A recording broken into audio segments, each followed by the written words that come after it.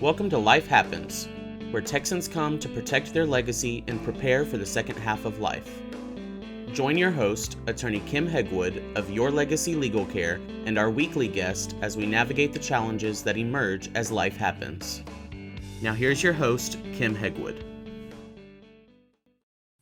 Good morning and welcome to Life Happens with me, Kim Hegwood, and our very special guest today is Carol Howell. Good morning. Good morning, Kim. And Carol is a certified dementia practitioner as well as an author of Let's Talk Dementia and Let's Talk Dementia Take Two. So this will be really good for us today because we're going to do Let's Talk Dementia with you, right? That's right. And so a lot of people confuse diagnoses. So I think I'd like to really start with that this morning, if you don't mind. And let's talk to our listeners about the difference between an Alzheimer's diagnosis and a dementia diagnosis. Yeah. Anytime I speak with groups, I do travel the country and speak, that is always what I start with. So good starting point. And just to be specific, dementia is not a diagnosis. Alzheimer's is a diagnosis, but dementia is not. Dementia is a symptom of something. It's a symptom of an imbalance in the body or a disease that's going on. Just like a runny nose would not be a diagnosis, but it's a symptom of something else. And so we need to know what that something else is. And unfortunately, in the work that I do, and I've been doing this 18 years, I will always say, what type of dementia does your mama have? And I hear, oh, she's just got regular old age dementia. And that's like saying regular old age cancer. There's not such a thing, it's just not, because there are a lot of old people that don't have dementia, and there are young people who do. So we've got to know the why. And so dementia is the inability to think clearly. And we all have that problem, especially if we're tired, right? That's not when you try to make important decisions, but it's the inability to think clearly that affects the activities of daily living. ADLs is the abbreviation. And if you're in our industry, you hear that a lot. And the ADLs, I help folks remember them by the acronym BEAD, like the beads on a necklace, BEAD. BEAD, that's 4 letters, but there are 5 activities of daily living. So we add a T to the end of my cute little word, which makes it spell absolutely nothing, which messes, and that T really messes up life. So it's pretty kind of appropriate. But B is bathing. We all bathe. Bathing becomes a problem with folks with dementia for a lot of reasons. E is eating. Well, we definitely all eat, and we eat differently. Probably what I had for breakfast, you didn't, but that's okay. And eating definitely becomes a problem when we have dementia. The communication between the brain and the belly starts to get messed up. A is ambulating, moving from point A to point B, and that can be a problem just as we age, and it's amplified with dementia. D is dressing. And well, I know a lot of people have a problem dressing, don't you? You just look at them sometimes and think, why do they have that on? But we do that with folks with dementia because they'll have on 3 or 4 sweaters and shoes that don't match. So dressing becomes a problem. So that's BEAD. And then the T that goes on the end, I'll always ask groups, what do you think T stands for? It's something we all do. You always hear talk. But all of us don't talk, so no, it's not talking, but it is toileting, and we all go potty. And when we don't go potty, we don't feel so good. And going potty really can become a problem with folks with dementia. So dementia is the inability to think clearly that affects at least 2 of those 5 activities of daily living. Then the doctor's going to say, doctor should say, this is dementia. And then the good doctor's going to say, let's do some testing. And most likely in his office, he'll do the mini mental status exam, which I'm just going to tell you so many times is just a joke. Our folks with dementia can come through this test with flying colors and get out to the car and not even remember they were in there. But it is a starting point. But after that, there needs to be quite a lot of cognitive testing done. I personally went through that cognitive testing because I was in a pretty big car accident and I had a concussion and I had problems processing thoughts. So I was put through that. And it's an hour and a half. It's quite intensive. My mother went through it with her diagnosis. Then we need a scan of the brain. What's going on? Has there been a stroke? Is there an embolism? Where do we see shrinkage? Where do we see a change in the brain? All of that needs to come together and a lot of good blood work to determine the kind of dementia, the reason for the dementia, what's behind it. Maybe it's a vitamin B deficiency. And if it's a vitamin B deficiency, that can cause dementia. Well, that's not Alzheimer's. But doctors will give them medicine for Alzheimer's because they have dementia, when what they had was a vitamin B deficiency. That's not good news, is it? So that's no, it's not. And it happens a lot. So that's dementia. And Alzheimer's just simply puts a disease of the brain. And there are many diseases of the brain. There's Parkinson's and Huntington's and Lewy body, a stroke, a lot of diseases of the brain. But with Alzheimer's, what happens is the first damage to the brain happens in the hippocampus, which is about in the center of the brain. It's a two-lobe seahorse-shaped part of the brain where everything that you never knew or had never heard before, new information, it lands there and it stays there till you go to sleep, and then it leaves there and goes somewhere else in your brain to live. Alzheimer's takes its first bite of your brain in the hippocampus, and it camps out there for a while just till it gets tired of eating that. Then it decides to go somewhere else in the brain and cause damage. And when all of this comes together, that's Alzheimer's. And then we see beta amyloid plaque and we see tau and these things. So that's the difference between Alzheimer's and dementia, realizing we can have dementia for a lot of reasons. We can be drunk or high on drugs and have dementia. You can be, but we can sober you up and get those drugs out of your system and you don't have dementia. Wow. So we don't want to put you on medicine for Alzheimer's when you just need to quit drinking so daggone much. And so does that make sense? Yes, absolutely. And absolutely.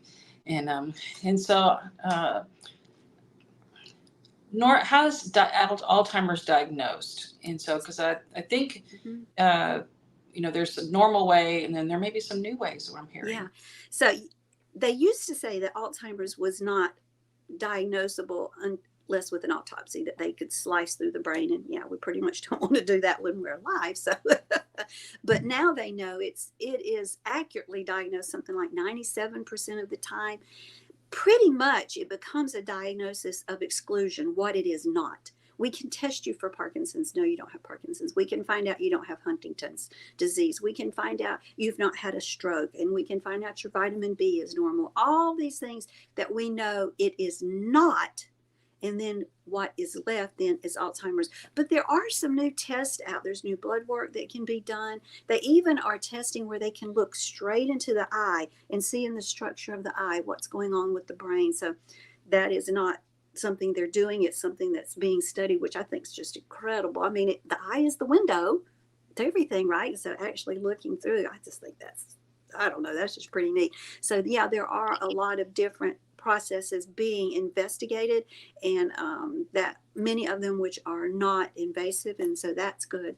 But those tests that I told you, the blood work and looking at the brain, and if we can get the scan of the brain and look at the hippocampus and see if there's a change in the hippocampus, that's pretty indicative of Alzheimer's, because the change in the hippocampus, as far as I understand, is directly related to Alzheimer's and not to other dementias. So that is something that needs to be looked at.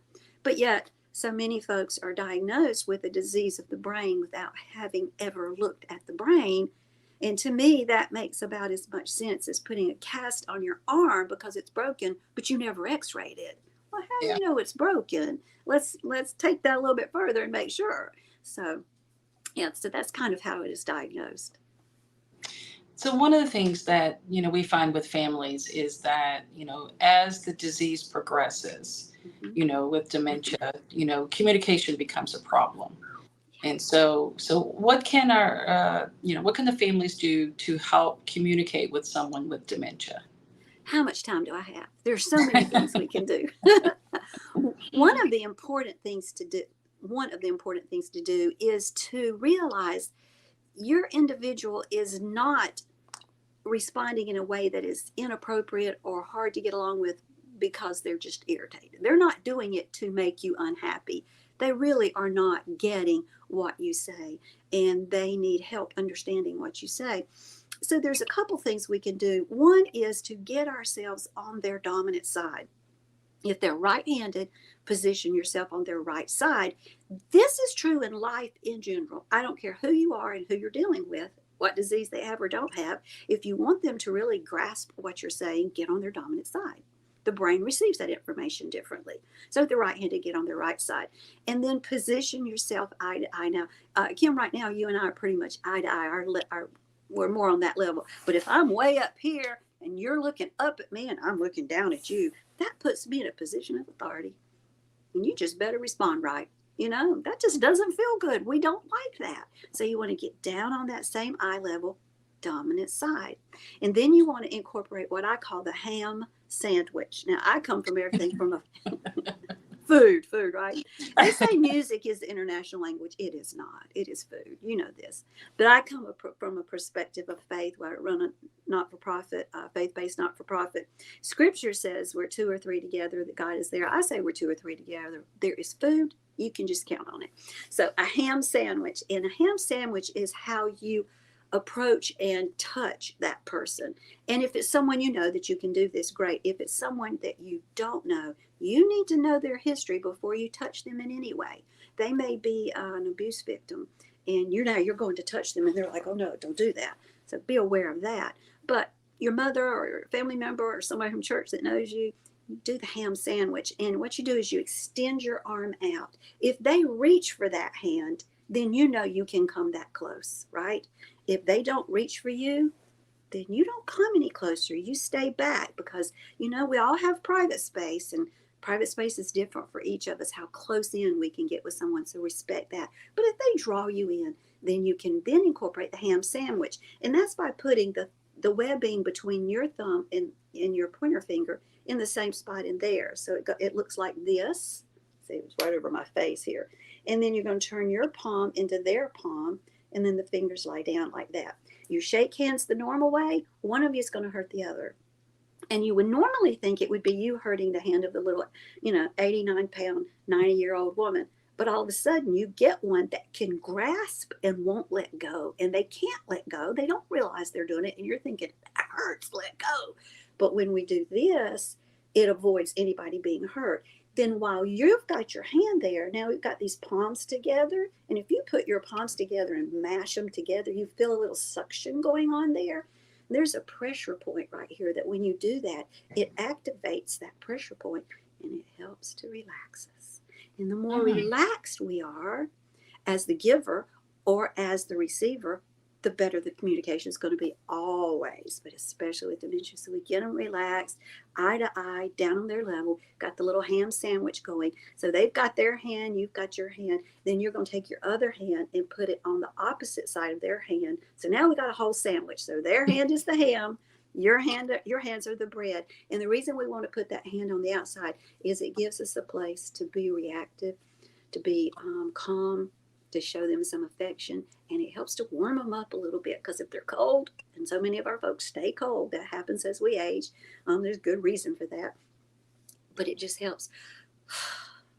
And when the shoulders in life, when your shoulders are up here, you are not responding well, but when your shoulders relax here, you respond well as someone without dementia, and it's true for folks with dementia. That's just a couple things. We could talk about music, how you can sing to people what you want from them. And that's an incredible thing to experience too. Okay, well, we can talk about music, and we should do that, because I've heard a lot of different things about music. I will tell you that no one wants to hear me sing. So the 5-year-old grandson, when he was little, he didn't even want me to sing Rockabye Baby. He'd put his hand on his mouth, Now the other ones would, it didn't matter how bad I was. They all listened and enjoyed it. But 5-year-old, no, he did not. So, but you hear things, that, music is important and things like that. And so, why is that true? Oh, yeah. It's one of my favorite things to speak on. For about 13 years of this business that I've been in, I'm executive director of Let's Talk Dementia, our not-for-profit. We actually did one-on-one music experiences, therapeutic music experiences with people with dementia. Now I've moved from the state that I was in, where I had 30 volunteers, and it's just me, myself, and I. So I don't do that now. I just am on the phone with folks. But what you have to understand is where music is processed in the brain. So language is processed in the left temporal lobe, and with this, the more advanced Alzheimer's is, the more language you lose. So language, left, and lose all start with L. So you can remember that.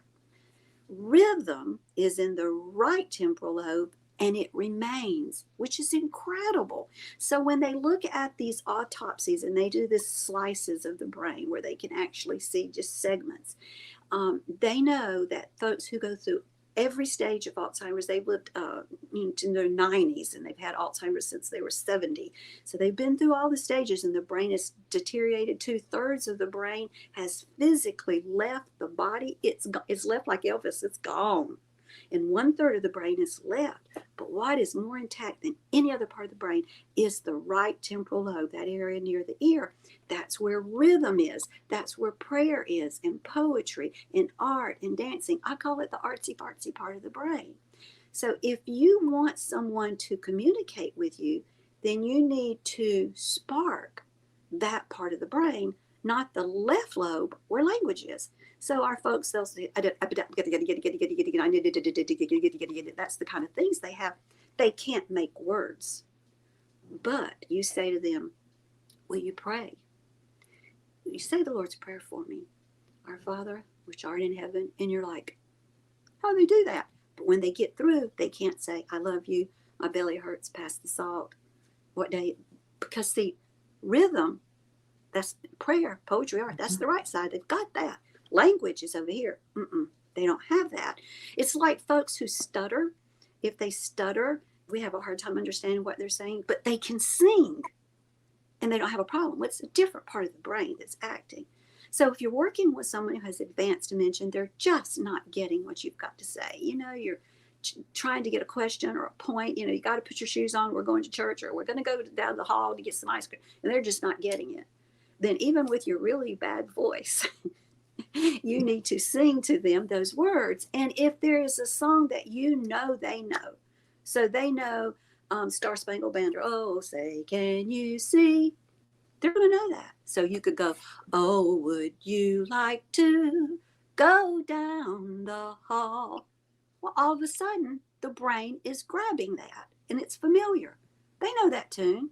The words are different. They're picking up on some of them, probably not all of them, but way more than if you just said, okay, put your shoes on, we're going down the hall. Yeah. That's just like, got none of that. So it's just a simple thing. But we do that eye to eye level, right? And touching that hand, keeping them calm, and singing our point. It's incredible.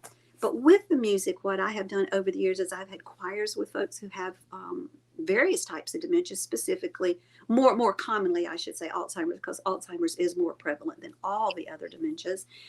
I've had folks that I've taught them how to play color-coded handbells, and that's just so much fun. I have to tell you a funny story. You got a minute?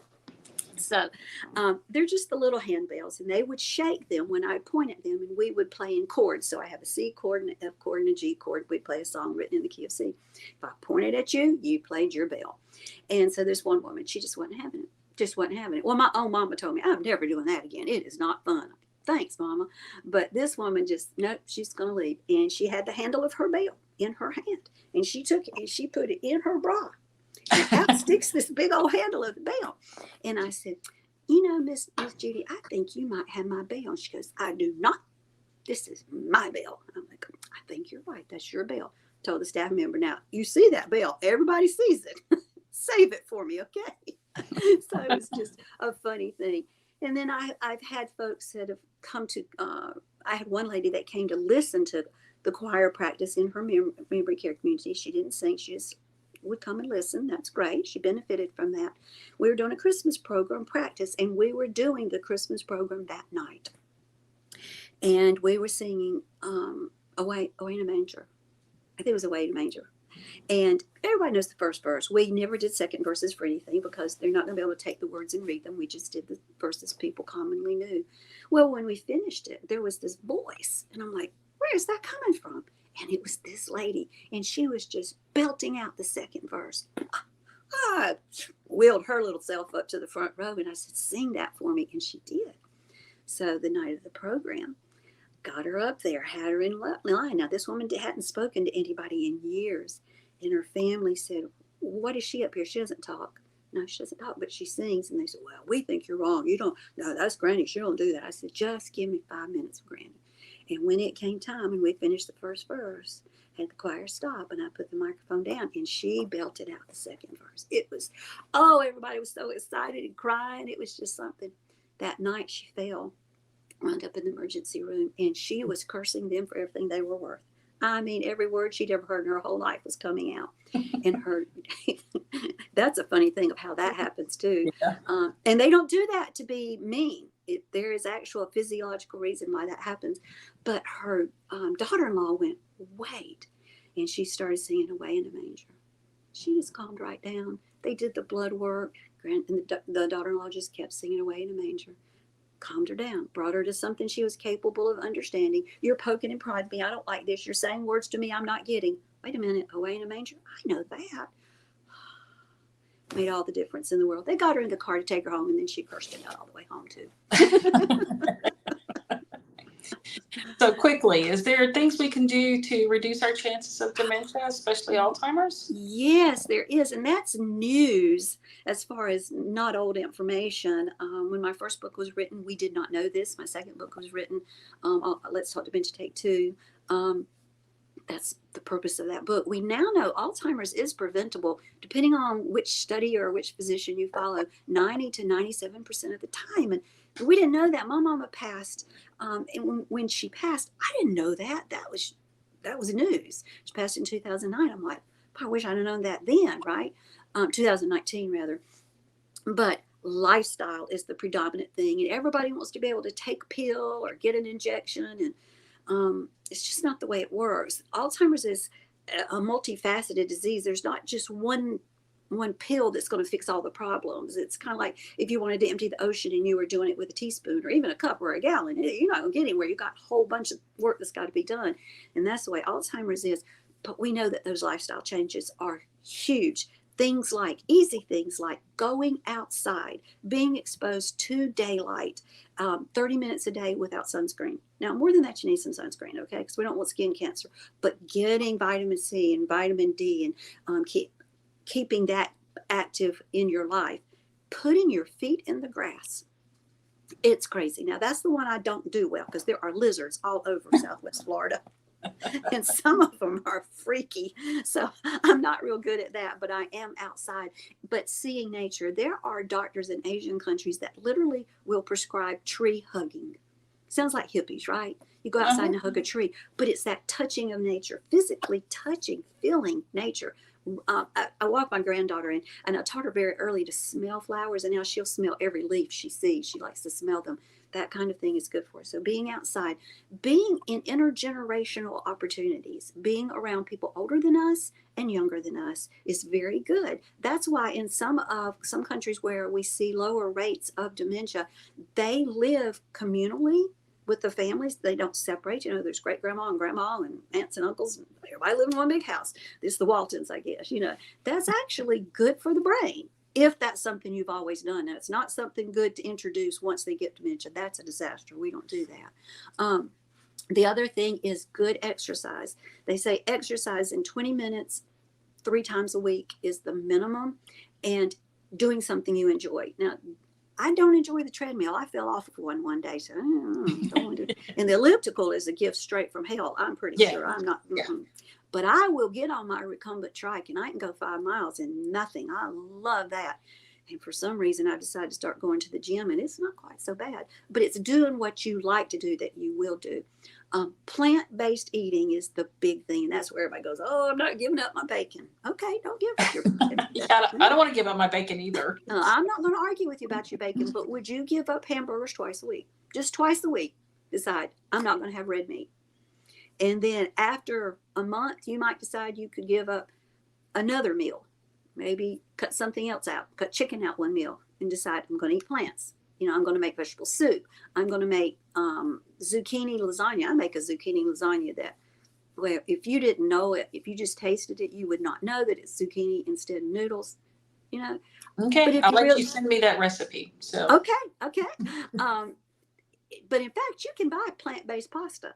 I buy pasta that's made specifically and only from, chickpeas. That's it. It's the only ingredient. It's chickpeas. That's plant-based, right? And nobody can tell the difference on that. I'm just telling you, you can't. So I make brownies that have they're made from sweet potato. I make a frozen peanut butter cookie dough ball that its main ingredient is riced cauliflower. And then there's natural peanut butter. There's 100% cacao in it. There's almond flour in it and monk fruit with erythritol. Freeze them, thaw them out just a little bit. They are so good. Everybody loves them. And then reducing sugar. So we know that the leading cause of Alzheimer's is inflammation. That is what causes Alzheimer's. That is fairly new information.